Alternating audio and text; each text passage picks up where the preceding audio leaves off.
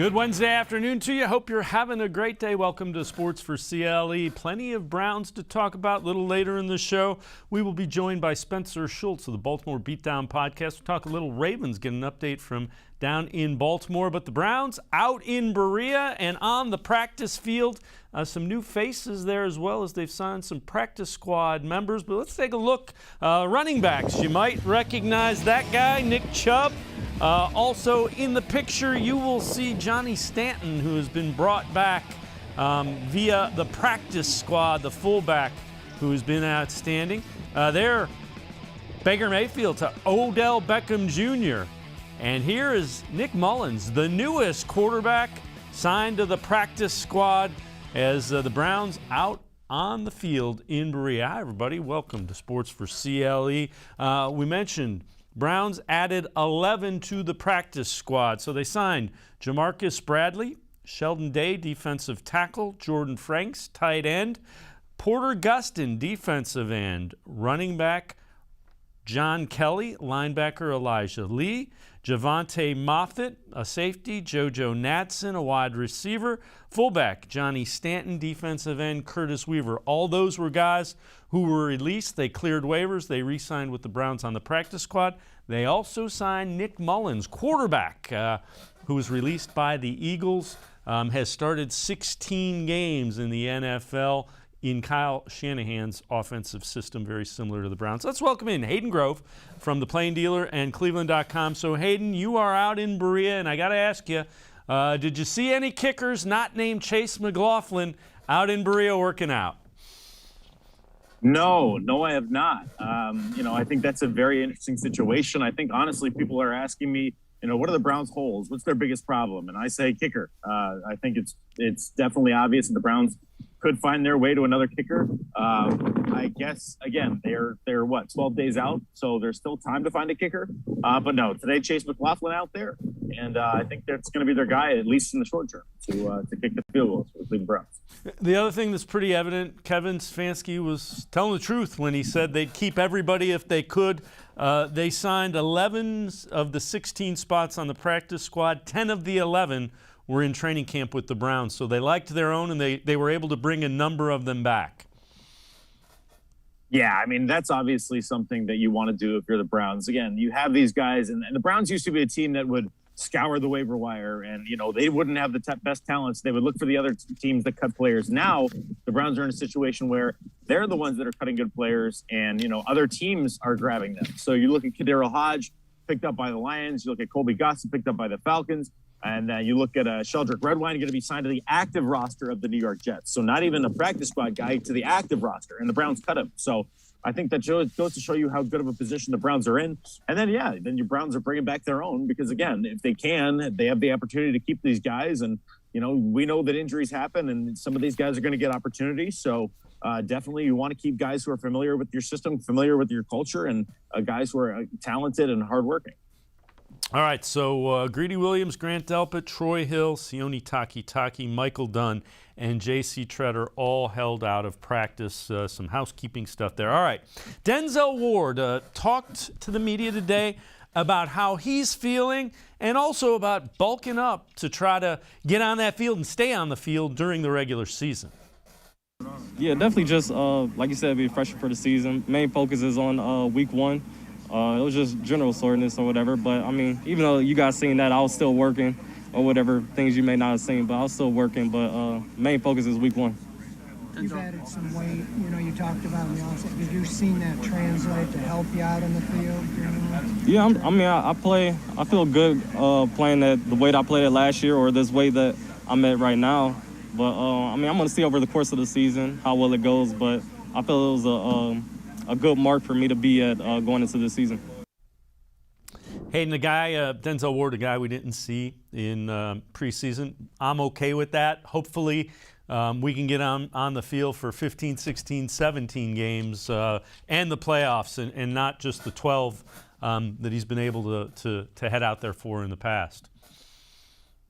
Yeah, again, you want to keep Denzel Ward fresh and ready to go. Obviously, a big part of your defense, one of the best lockdown corners in the NFL. went healthy, and obviously that's been an issue for him. So yeah, bulking up is part of it, and I think it's some guys just have the injury bug a little more than others, and obviously Denzel has been one of those guys. So I have no problem with the Browns not playing him in the preseason. If they wanted him to be rested and ready to go for the regular season, I totally get it. But yeah, I mean, he said it himself. He loves being here. Obviously, he's from here, a Nordonia kid, and went to Ohio State, and it's kind of a dream scenario. I think a lot of kids dream of doing that, of playing to Ohio State and going to the Browns. And he's living it out. So it's just a matter of getting him on the field consistently, staying healthy, and this is the year that he hopes to do that. Well, earlier in that segment, we saw Nick Chubb warming up. Chubb obviously didn't play in the preseason at all. Probably doesn't need to. He talked to the media as well about how he's feeling and also trying to build on last year. I do feel good. I haven't played any preseason games, so I guess that's helped a little bit why I don't feel as sore. But yeah, I feel good. If I played in the games, I still feel good. I'll still be ready to go. So that's not really that much of a factor for me. I think the biggest thing was building off of last year. We found out we can be a good team with how we played last year, winning 10 games. So I think just for us coming here, build up that momentum, keep things going, fix things, the small things, the details, get better at that, and to come out here and work every day. And there you again, everybody fix the small things, work every day. That's a recurring message to the Browns. Yeah, that's Kevin Stefanski's mantra. It's very detail-oriented, very focused on the small things. I mean, those are the things that can take you from a good team to a great team. That's and putting in the work is what Kevin Stefanski's all about. And he's got guys like Nick Chubb who are about the same thing. Baker Mayfield, who's kind of evolved and turned into that kind of a player as well. So again, Nick Chubb is a perfect representation of what the Browns want to be. They want to be detail-oriented. They want to be tough. They want to be accountable. They want to be, out there and getting the job done. I have no problem with the Browns resting Nick Chubb in the preseason. You know what you're going to get with Nick Chubb. You're going to get a smart running back. You're going to get a tough running back. You're going to get a fast, strong running back. I have no issue with him sitting out the preseason. And again, he's going to be running behind one of the best offensive lines in football, at least on paper. You saw last year, they were very good. And I think they'll even take a step forward with another year under their belt. So looking forward to seeing Nick Chubb out there. Again, one of Cleveland's favorite players to watch, and for good reason. Again, he's a guy that does everything the right way. And he's everything that you want the Cleveland Browns to be. Absolutely, all about winning. All right, Nick Chubb talked about that. Is it the players? What is it that has helped the Browns kind of turn the corner and change the culture there? I think altogether, the players, the coaches, the organization, everybody's doing their part. We're getting guys in here who want to be in Cleveland. The coach is doing an amazing job too, and just the culture change, winning some games and what it feels like to win. I think it's contagious. So we've been just winning games, and that's all we want to keep doing. And that's the key, Hayden. It's last year was kind of getting there. Now that they've had a taste of it, everybody has kind of bought in and understands what's needed to win. Yeah, winning changes everything. Winning changes everything. Winning can cure a lot of ills. Again, the Browns have obviously had tons of ills over the years, but even with this current group, I think you look at a guy like Odell Beckham Jr., who missed that opportunity to go on that playoff chase last year. He looks at that and says, man, I want a piece of that. I want a part of that. I'm not worried about myself. I'm worried about winning. So I think people look at Odell as, and they say that they use the D word, diva, a lot. And I kind of disagree. I think, again, this year he's taken a different approach. I think he's not as much about the flashiness. We're not seeing the one-handed catches. Yeah, maybe he did it the other night, but during practice, we're not seeing it. We're just seeing him, put his head down, go to work. And I don't think he's worried about the numbers anymore. I don't think he's worried about, putting up certain stats and everything. I think everybody on this team has just bought into the idea of how great things will be in Cleveland if they win, and how great it will feel to be a Cleveland Brown if they win. And I think they're all bought into that mindset. And I think they're, using that to motivate them to work and to put in the work that they need to get the job done. Yeah, I'm with you. I don't understand some of the negativity surrounding Odell, but it is what it is. All right, 3 Browns on the 53-man roster who still aren't safe. This is according to Dog Pound Daily. Let's go through all 3 of them. A.J. Green, Chase McLaughlin, I get those 2. Mac Wilson, that one, I think Mac's pretty safe there. Yeah, so do I.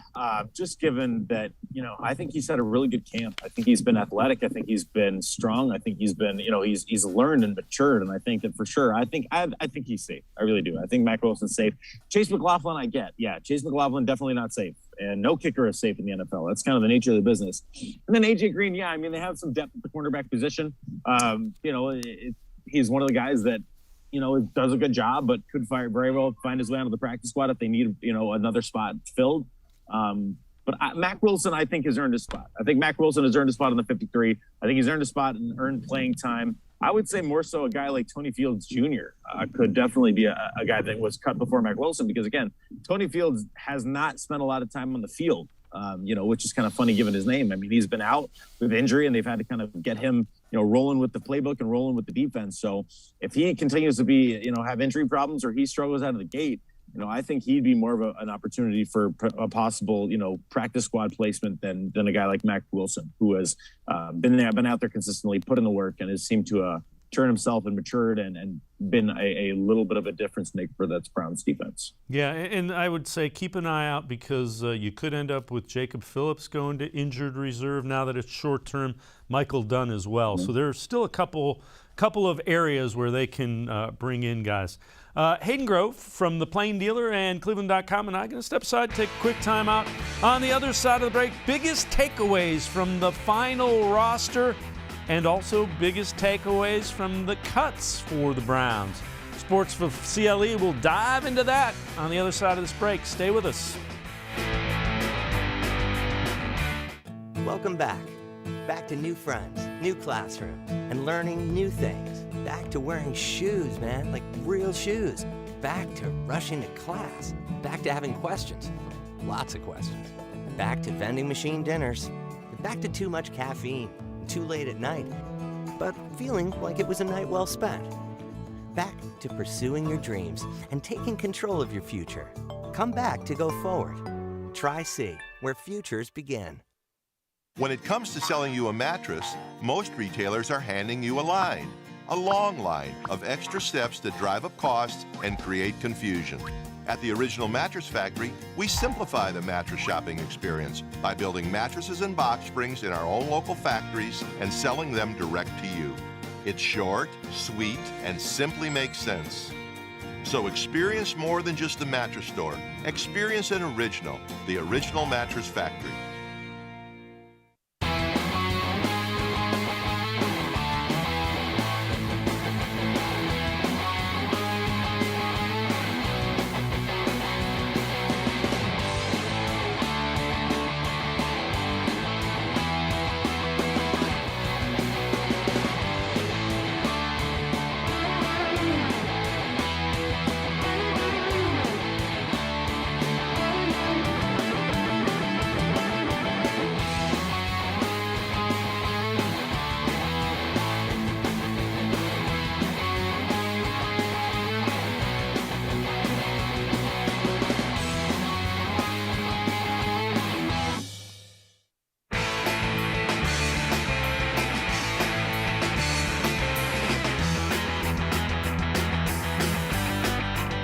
We continue talking Browns football with Hayden Grove from the Plain Dealer and cleveland.com. So the Bleacher Report had the biggest takeaway from the final roster for each and every team for the Browns, that Malik McDowell made the squad. Now, Kevin Stefanski and Malik McDowell talked about it. Keep in mind, McDowell, a guy that had some off-the-field trouble, spent 4 years away from football.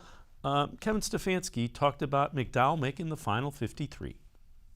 He's very powerful, so you saw that on tape, but also has versatility to play either tackle position, to slide out and play the end for us, so has versatility in that way.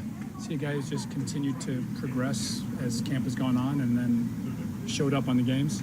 Exactly right, and I think that's the beauty of our sport is the tape is your resume, and when you're out there at the practice field and it's showing up, and then it also shows up in the game film, I mean, that's who the player is.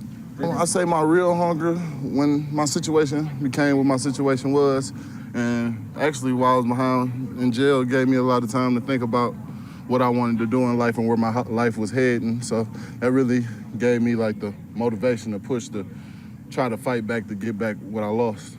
I mean, I mean, when you're in jail, do you think you're ever going to play football again? Yeah, that's what I was telling all my everybody I was in there with. Like, that's what I'm working towards. Like, when I get out, I'm going back to try to play football. And Hayden, he talked about the second chance that Andrew Berry gave, and he didn't want to disappoint him. Again, he spent some time in jail. That's what he was alluding to. But, you know, he has showed up, and he has been outstanding. I mean, he looks like he belongs on that defensive line. He certainly does. I've been lucky enough to be around this team for 6 years now, and I don't know if I've ever seen a human being as big in a Browns uniform as Malik McDowell. I mean, he's just a massive human, 6'8", got legs for days, got arms for days, got a ton of muscle in there, a ton of strength. And I think the strongest part about Malik McDowell isn't on his body. I think it's in his head. I think to have his mind to get right, to get past everything that he's been through. You know, he said it yesterday that he spent time in therapy. He spent time, getting his mind right because he was in such a bad place when he was going through everything that he was going through. And I think that just proves the kind of human being that Malik McDowell is and how strong he is in the mind and mentally to get through all of that, to get through the bad times. And I think that it's awesome to see a guy like this get a second chance in a league that you don't get many second chances in. The NFL is, again, a very cutthroat league. I mean, it's a dream to play in the NFL for tons of people. And, Malik McDowell had that opportunity and, it was taken away from him with a head injury. And then furthermore, he took it away from himself with off the field issues and arrests and finding himself in jail. And now he's back. He's gotten his mind right. He's gotten himself in a good spot. And now he's dominating on the field. I mean, you look at the game against the Atlanta Falcons, he was moving guys, just absolutely moving guys to where he needed them to be to get in the backfield. I mean, a tremendous, tremendous talent. There was no way they were going to leave him off the roster given the incredible preseason that he had. And I hope that he continues to be in a great mental headspace. I hope he continues to have great mental health. My shirt, definitely points that out. And I hope that he continues to be a monster on the field and to be a guy that the Cleveland Browns, have for a long time. Yeah, let's hope that continues to be a great story and that Malik McDowell continues to do what he has done since he showed up in Berea for the Browns. All right, now a couple takeaways from the final roster cuts, this CBS Sports. And theirs is that KhaDarel Hodge was cut from the team we mentioned, claimed by the Lions. KhaDarel Hodge also went to Twitter to thank the Browns in Cleveland. So let's take a look at that. And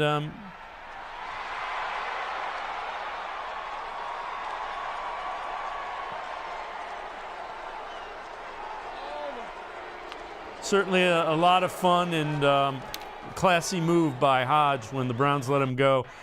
You knew somebody was going to pick him up. He's a pretty talented wide receiver, and he is a really, really good special teams player. So I'm glad KhaDarel Hodge didn't last out there long. I think some Browns fans were disappointed that he wasn't coming back on the practice squad. I didn't think that was going to happen, and I was pretty certain that was one guy that was going to get claimed.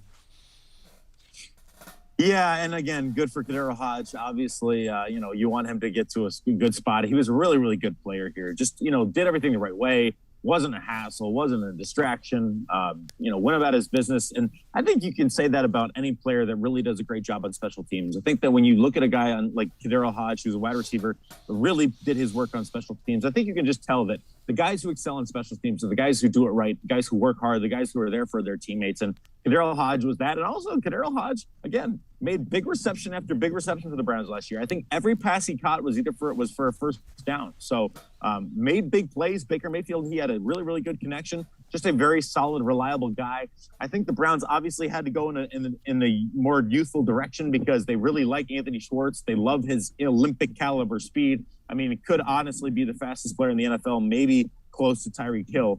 And they want to see what that entails, what that can bring to the Browns. So given that, I knew that KhaDarel Hodge probably wasn't going to make this roster. I was still shocked that he didn't.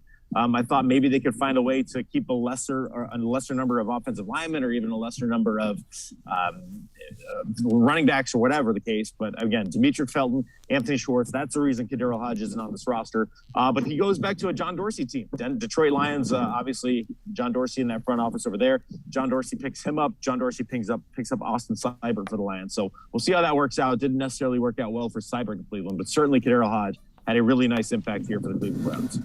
All right, we heard a little bit from Nick Chubb earlier. Chubb talked a little bit just about Baker Mayfield and what he's seen from the Browns quarterback so far in year 2 under Kevin Stefanski. Yeah, I mean, I've seen a lot of good things from Baker. I mean, he's definitely came a long way too, as much as all of us have. So I mean, he's done a great job this training camp. He's making plays, and that's what he's always done. So I just expect him to go out there and make big plays. And yeah, we'll get into even more about Baker Mayfield, but it wasn't like the offense and his teammates didn't believe in him before, but there's a whole new level to what you're hearing people believe Baker Mayfield can do this year. Yeah, I think Baker has taken tremendous steps, not only, as a quarterback, but as a human being. I think he's really matured. I think he just understands how much it takes to win in the NFL. And he's been a winner wherever he's been. He's, used that chip on his shoulder to get, through some tough times in terms of him being a walk-on at Texas Tech and then going to Oklahoma. And, his whole life he's been the underdog. And certainly here in Cleveland, he was brought in as the #1 pick. I think he started to finally feel like I've arrived. And then he realized the NFL is a very tough league. It's a very tough league to win in. It's a very tough league to be successful in. So he had to kind of take a step back, reevaluate things. And I think now he's definitely taken on a much more mature role as a leader on this Browns team. And not only that, I think he's, grown as a quarterback. He's taking what the defense gives him. I think he's much better about not turning the football over. I think he protects the football really well. And I think this year you're going to see a great, great season because he's finally had that time to not only, to learn a year under Kevin Stefanski's offense, to learn a year under Alex Van Pelt, to learn a year with his receivers, Jarvis Landry, Odell Beckham Jr., Rashard Hollywood Higgins, Donovan Peoples-Jones, Austin Hooper, David Njoku, Nick Chubb, Kareem Hunt. He's got the whole band back together. And for that reason, I think Baker Mayfield is going to have another stellar season. And I think probably what will be one of the best seasons of his career. It'll be fun to watch, without question, year 2, Baker Mayfield and Kevin Stefanski's offense. Hayden Grove from the Plain Dealer, as well as cleveland.com, and I are going to step aside, take a quick time out. On the topic of Baker Mayfield, a former NFL quarterback talks about what he has seen from Baker Mayfield. We'll also check in on ESPN's top 100 for this year. So projecting the top 100 players in the NFL this year. Browns have 5 guys on that list. We'll talk about it. Sports4CLE will be right back. Stay with us. The Ohio Lottery Partners in Education program recognizes role model students and teachers from across Ohio. Nominations can now be done completely online. To nominate a deserving teacher or student, go to ohiolottery.com. In the About section, find Partners in Education. There you will find links to the nomination forms. Students kindergarten through 12th grade can be academic all-stars. Teachers can be honored as a Teacher of the Month. The Ohio Lottery Partners in Education, where stars shine.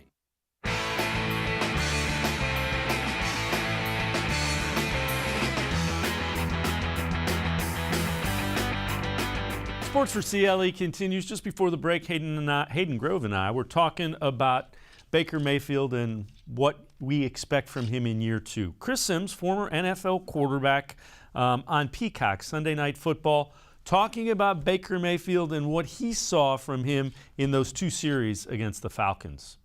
Not having played in 2 games, but then, hey, out here preseason game number 3, and I know it's not a regular season football game, but I just think he looks so comfortable in the offense. Again, this is the first time Baker Mayfield's getting to be in the same system 2 years in a row, and it's based off the run game, and I think he's a phenomenal play-action passer. He's naturally an aggressive decision maker, and this is the play I love. This is what I saw at the end of the year from Baker last year.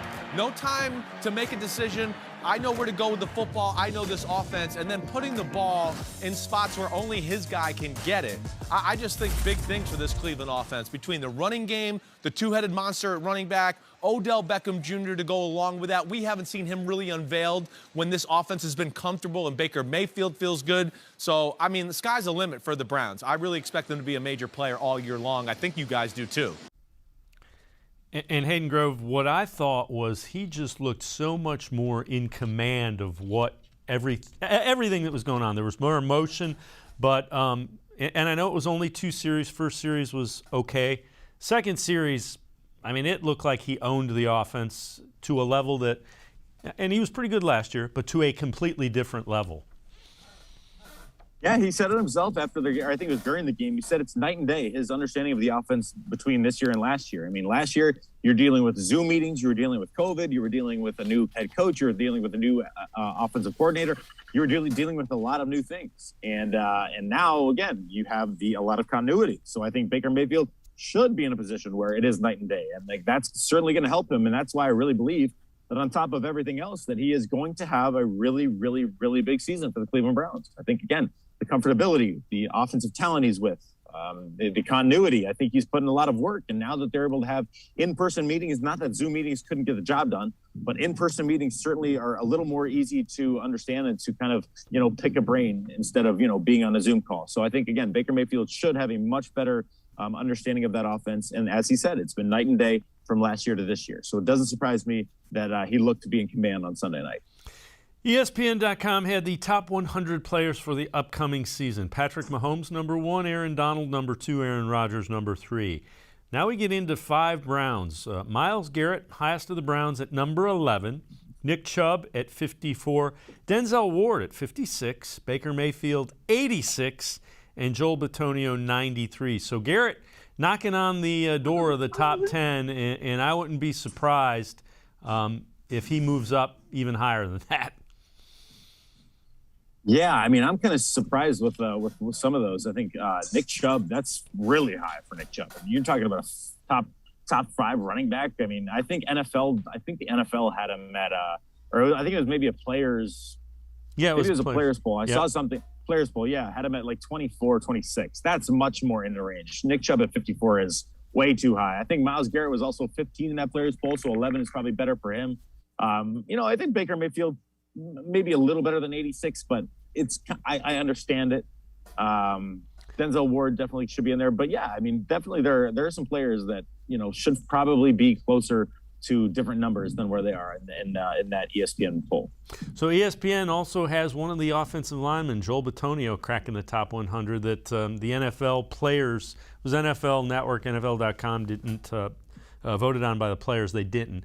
And I thought that was a little interesting because the Browns have probably the best line in football, and they weren't in any of the top 100. So that's kind of interesting. Yes. Yeah, sometimes I think with the offensive line, not the offensive line, I think you look at an offensive line as a group more so than as, individuals at times. Just that's the nature of the position. So, a guy like Joel Bitonio, yes, he's made the Pro Bowl. Yes, he's been an All-Pro for sure. And I'm glad that he got recognized. But at the same time, I could see where he would get overlooked by some players because they say, oh, wow, that whole Browns offensive line he does a great job. You got J.C. Treader there. You got Joel Bitonio. You got Wyatt Teller. You got Jack Conklin. You got Jedrick Wills. I mean, they do a great job as a unit. You watch them work as a unit, and it's spectacular. So I can imagine sometimes offensive linemen get a little overlooked, especially when the group is so good as a whole. It's not surprising to me that maybe a guy like Joel or maybe a guy like, Wyatt Teller would get overlooked a little bit. Fair point. All right, Denzel Ward talked about just his belief, and if you're a cornerback, you better have that belief, but his belief that he is one of the top corners in the NFL. Yeah, I'm very confident I could do my job at a high level and at the highest level here. I feel I stack up with other corners as well, top corners in the league. And I feel I showed that going out there on the field, and I feel my play speaks for itself. And Hayden, the only question I have about Denzel Ward is, can he stay on the field enough to be the factor that he can be when he is on the field? Yeah, I think that's everybody's question. I think that's everybody's concern is, Denzel, when he's on the field, he's going to go up against your number 1. He's going to give him a tough day no matter what. The problem is, and it has been consistently, is can he stay healthy? You know, Brady Williams has had problems with his health. Denzel Ward has had problems with his health. So, but again, it's not something that anybody can really control. You know, and maybe not even Denzel Ward. It's not like he's not working hard. It's not like he's not putting in the time. It's just kind of something that you just kind of got to chalk up to a little bit of, you know, fate or unluckiness or whatever. But also, again, if there are things that he can do to prevent that in the weight room or in, you know, wherever it may be, out on the practice field, whatever it may be, I think he certainly would do that.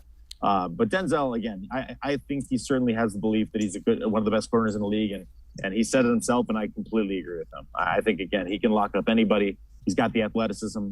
You know, sometimes I think it's just a size issue. Yep, and it'll be fascinating to see how this year unfolds for him. Ward also talked about the guy who many think will start opposite him. That would be rookie Greg Newsome, and just what he has seen from the Browns' rookie first-round pick. Yeah, I'll definitely say consistency. I mean, he's been making plays out here, doing what he's supposed to do. He's been doing his job, but he's just been consistent every day with his technique and execution and making plays out here. Would you say he's ready for an every down role and possibly even one that requires him to play in the slot a little bit since we saw him get some work inside? Definitely. He definitely has that versatility. Like you said, he could play in the inside and the slot. He could play outside corner. So I know the coaches and the team is very excited about that, being able to use him in multiple places. But, yeah, he's definitely ready for all that. And I think if they can stay healthy, that has the potential to be a really nice cornerback combination for a long time for the Browns. And you better have them in the NFL the way they throw the ball. Yeah, seriously. The NFL is very much a pass-happy league these days, and you got to have a solid defensive backfield. As we saw last season with, you know, there were some issues at times with Anderson Dejo, with all the guys back there. So, yes, you got to have good corners. You got to have a good ability to defend the pass through the air. And absolutely, you know, Greg Newsome and Denzel Ward remind me a little bit of each other in the way that they play. I think they play aggressively. I think they're both very active, very fast. They both have great ball skills. I think that Greg Newsome, you know, just being, and again, maybe being a Northwestern product, maybe this is just a little bit of bias on my just knowing that, you know, Northwestern guys are a little more smart. But I think being coached by Pat Fitzgerald, having that kind of discipline, I think he's very coachable, a guy that just does what he's told, does his job well. And I'm excited to see them play opposite of one another. Hayden Grove from the Plain Dealer and cleveland.com and I are going to step aside, take a quick time out. On the other side of the break, we're going to check in. Good Morning Football projected who was going to win the AFC North. We'll hear who one of the folks there thinks will win the North. Plus, 3 reasons the Browns will win the Super Bowl, according to CBSSports.com. Straight ahead when Sports4CLE continues. Stay with us.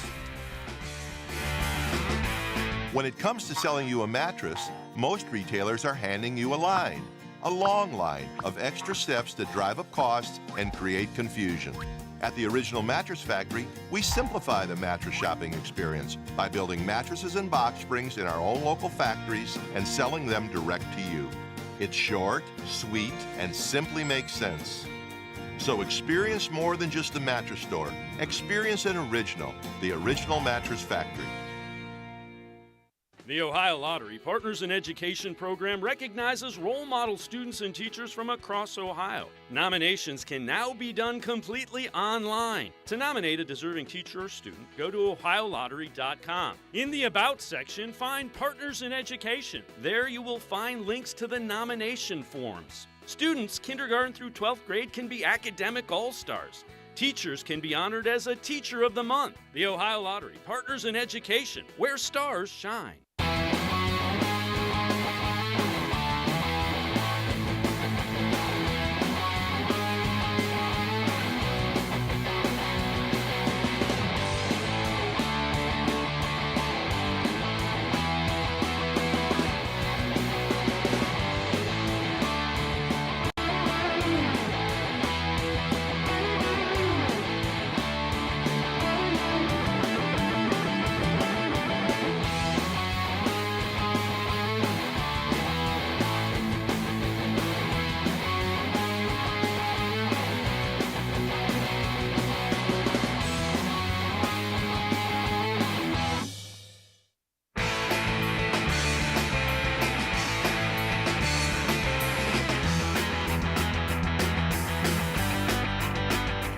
We continue talking Browns football with Hayden Grove from the Plain Dealer and cleveland.com. So Peter Schrager on Good Morning Football on the NFL Network. The question was, who will win the AFC North this year? I just feel like when you talk about teams that are ascending, teams that are plateauing, teams that are descending, without a doubt I can say the Browns are ascending. I can't say that the Steelers are going up or they're going this way. I can't say that about the Ravens going up or this way. I know the Browns this offseason with the defensive additions, with a non-COVID year with Stefanski, with Baker another year, they're going up. So I'm going to deem them the AFC North favorites. And Hayden Grove, I can't argue with that. If you want to tell me you think the Ravens are the favorites, I can listen to that. The Steelers, I can listen to that, not nearly as much. But when you think about the Browns, they're a team that's ascending, and that's a team that won 11 games last year. Yeah, it is. It's a team that won 11 games and that's getting better. And I can certainly see the Browns being, the favorites in the AFC North. The thing that I will say is that, it's a tough division year in and year out. Baltimore is tough. Lamar Jackson is a very dynamic football player. It's tough to see J.K. Dobbins go down. It's unfortunate, being that, he's an Ohio State guy. We've seen a lot of him. It's unfortunate for any player to get injured like that in the preseason. I don't care what team you're on or where you're from. So, that could be a blow for the Ravens, but obviously they're going to be still a very, very tough team. And I think Pittsburgh is a little bit of the opposite of the Browns, where they're kind of descending. The Browns are ascending, a lot of young players getting better. Pittsburgh, a lot of the older players kind of, maybe on the decline. Ben Roethlisberger certainly being the oldest and the most of those players, probably going to, try to find some fountain of youth. But at this point, it doesn't seem like it's going to be that way. So, I think the Browns could definitely be the AFC North favorites. They just gotta go out and do it. We can talk about it all we want. They got to go out and do it. Yeah, and right now we're just talking about it until we can get to that. Monday will be game week, so that'll be a little bit more fun. All right, 3 reasons the Browns will win the Super Bowl. Not get to the Super Bowl, win the Super Bowl. This is according to CBSSports.com. So, number 1, offensive continuity. Number 2, defensive improvements. Number 3, leadership and collaboration. And they've hit on everything that you hear out in Berea.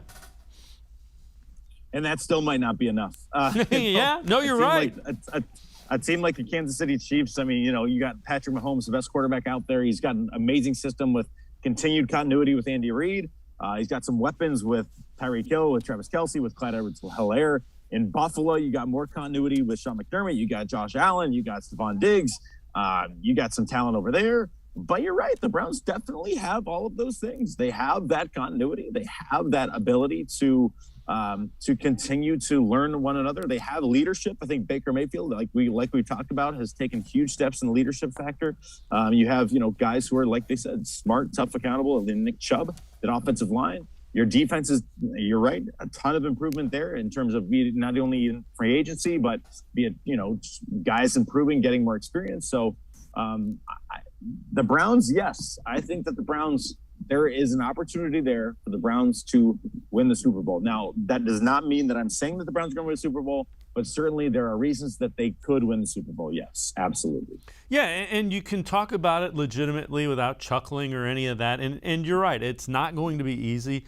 When you talk about the Steelers, Mike Tomlin is a really good coach. When you talk about the Ravens, John Harbaugh is a really good coach.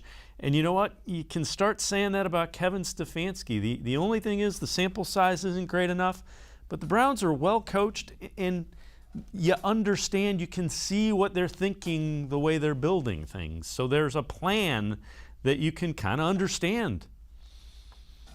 I think Kevin Stefanski is another advantage the Browns have. He's a guy that doesn't get too high, doesn't get too low, very detail-oriented. Things are going to be the way that they are. You got to put in the work, you got to put in the time, you got to put in the effort to get the job done.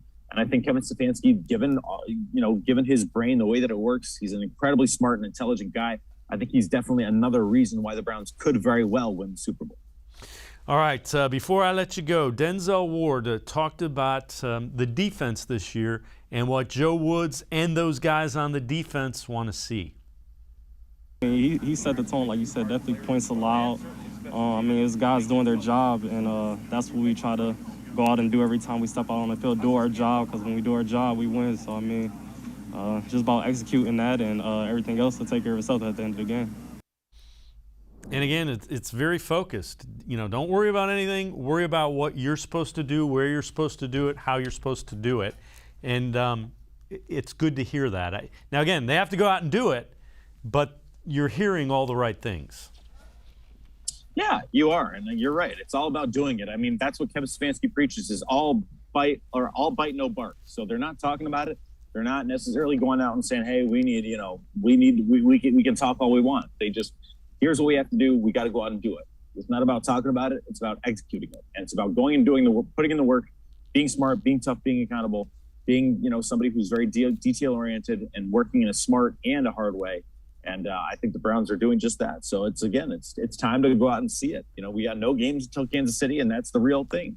So I'm excited, looking forward to 12 days from today, or 11 days from today, if you include today, to go see the Browns out in Kansas City.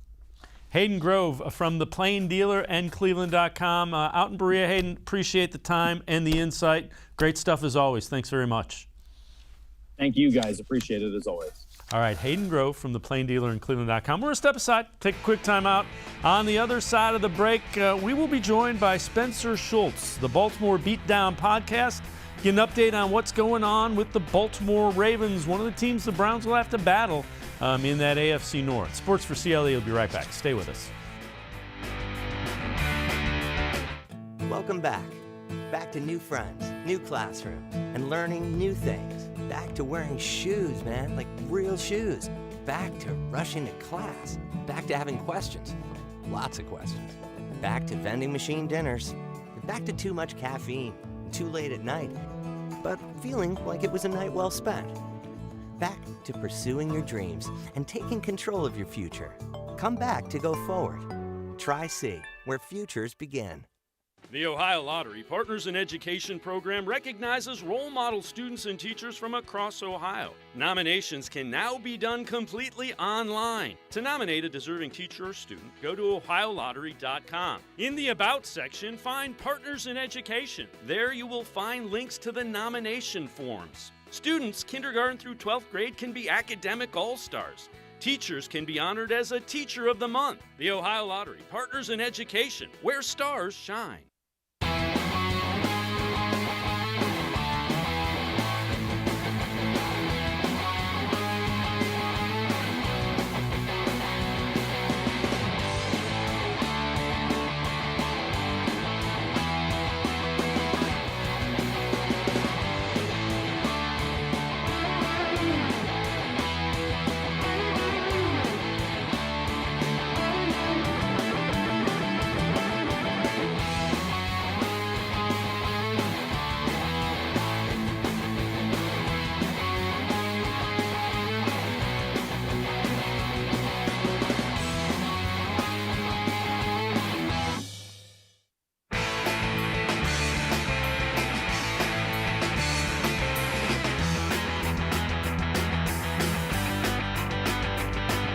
Sports4CLE continues. We turn our attention to an AFC North rival, the Baltimore Ravens. Let's welcome in Spencer Schultz from the Baltimore Beatdown podcast. And Spencer, a lot of fans up here sad to see J.K. Dobbins get that season-ending injury as well. He's a former Ohio State Buckeye, was poised to have a big year.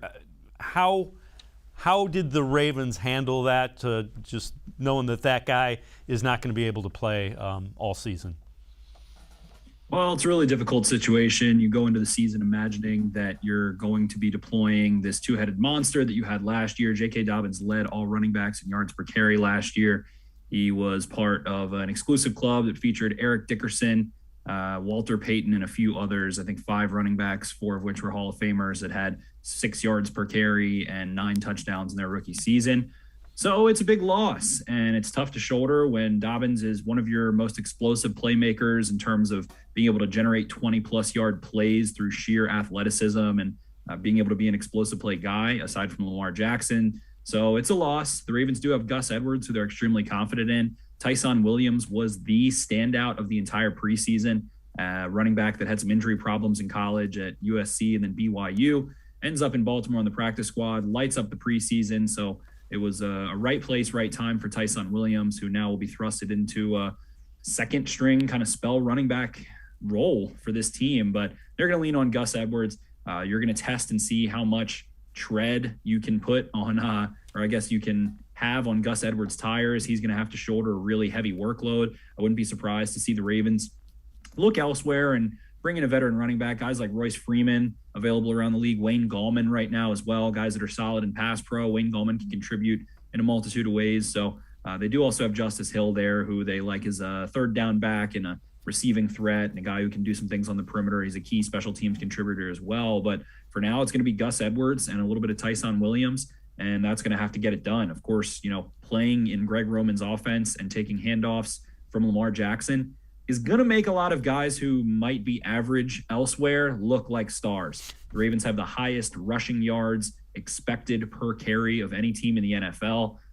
It's about an average player in the Ravens system should average around 4.7 yards a carry, which will be towards the top of the NFL. So anyone with any multitude of talents can excel in this scheme. So the Ravens are going to have to go next man up. Something came out earlier, it might have been last week, where a couple of defensive coordinators said they had figured out Lamar Jackson. That came out nationally, and Lamar Jackson responded to it. I don't think you figure out a guy with that athletic skill set. I mean, there are times where he probably is deciding and reading on the fly. Yeah, right on. And there are those definite situations where he's reading on the fly. He's able to extend plays and do things of that nature. But Mitchell Schwartz, the Chiefs' right tackle, who had some time in Cleveland as well, he's a free agent. He's nursing a back injury, so he's taken to Twitter and might be following his brother Jeff into the media world in a pretty short time here. And he was tweeting about saying that a good way of looking at how GMs view quarterbacks is what they do in basically true passing situations, 3rd and long, and he used 3rd and 8 as a determining factor.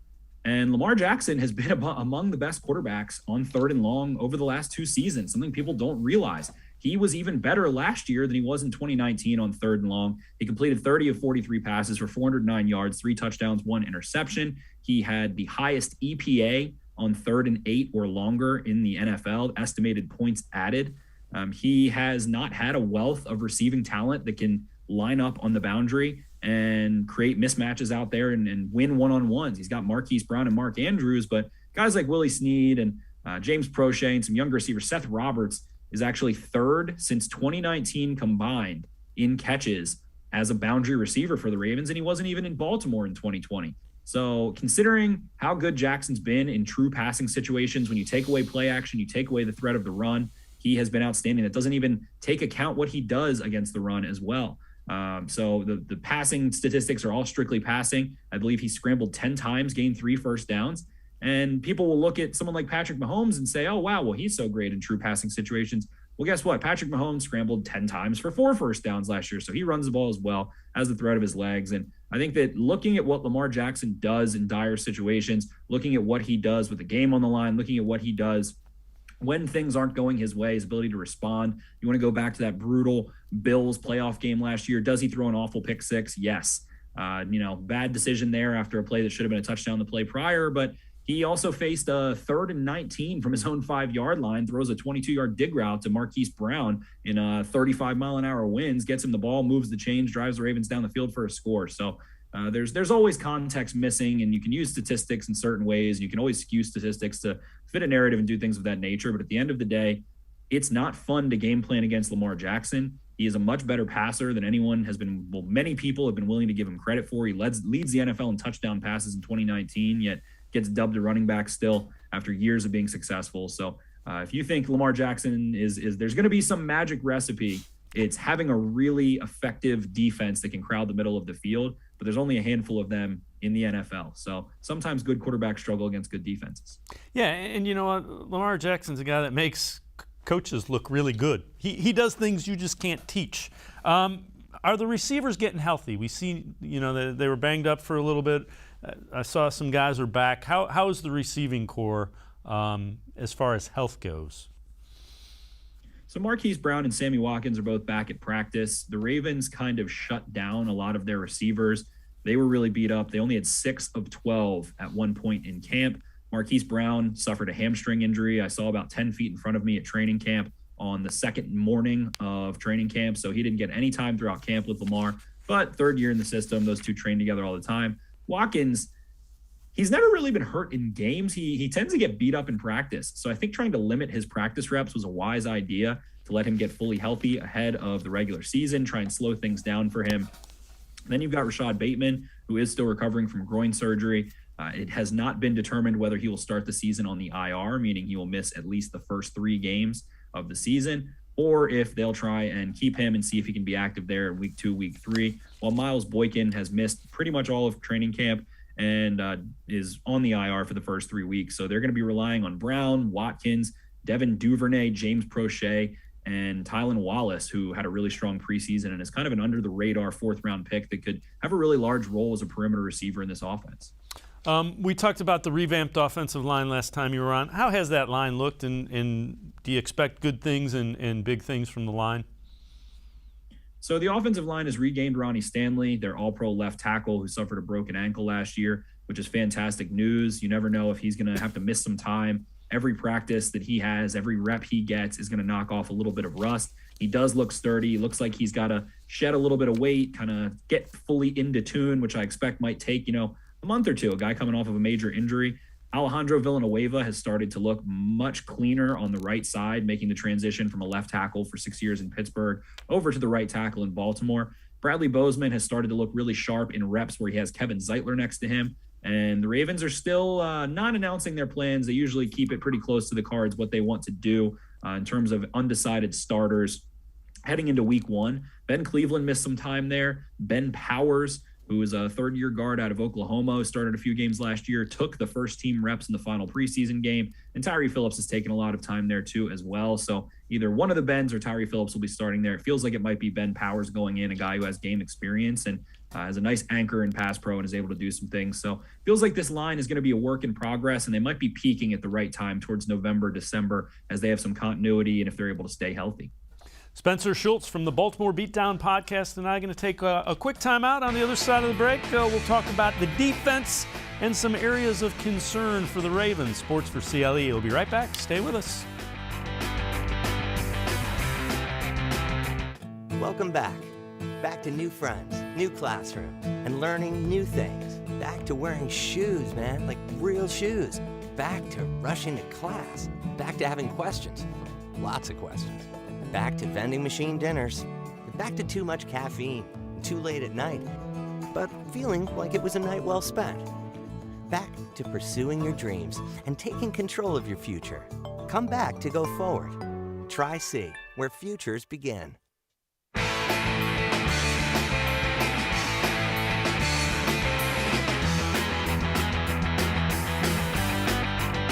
Welcome back to Sports4CLE. We continue talking Ravens football with Spencer Schultz from the Baltimore Beatdown podcast. Ravens and Browns figured to be 2 of the 3 that are fighting for that title in the AFC North.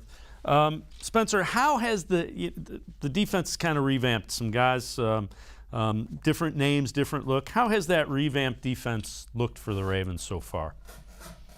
Looks pretty strong. They have flat out dominated throughout the preseason, especially a lot of reps for younger guys. Deshaun Elliott, Patrick Queen, Malik Harrison, Justin Madubuike, Odafe Owe, Dalen Hayes. A lot of young names in this defense are going to have rotational roles or prominent starting roles, and they look sharp. They look like a really versatile unit between guys like Owe, Queen, Harrison, Elliott, Clark, guys that can move around, do different assignments. They can blitz, they can play the run, they can line up in the box, they can line up in the slot, they can line up at safety, they can run, they can hit, they can blitz, do all of those different kinds of things. You do have the veterans in there. You've got Marcus Peters, Calais Campbell, Derek Wolfe, Brandon Williams, Chuck Clark now has been starting for a couple of years as well. So there's a nice mix of youth, sort of prime players, as well as some grizzled veterans, especially along the defensive line. So this defense looks like a unit that's going to be able to absolutely carry an offense that hasn't been healthy, that hasn't been able to have continuity and might have some kinks to work out early in the season.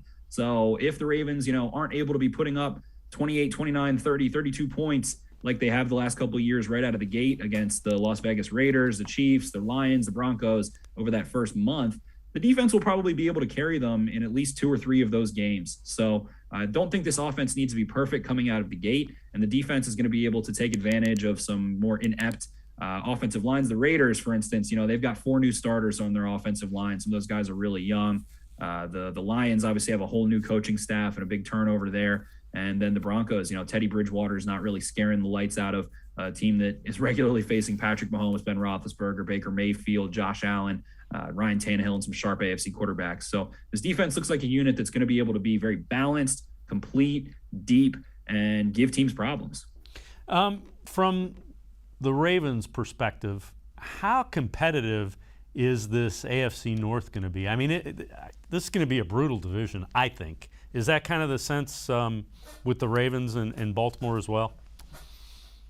Yeah, I believe that, we've talked about it on here previously. Cleveland, certainly on paper and coming off of a playoff run, is a team to be reckoned with. I don't think many people would be surprised to see them in the playoffs again, even win the division. Pittsburgh, a lot of people are really low on, but I'll tell you what, sleeping on a team that just had an 11-0 run, returns a lot of starters, brings in a back like Najee Harris, and is still able to return many, many key defensive pieces.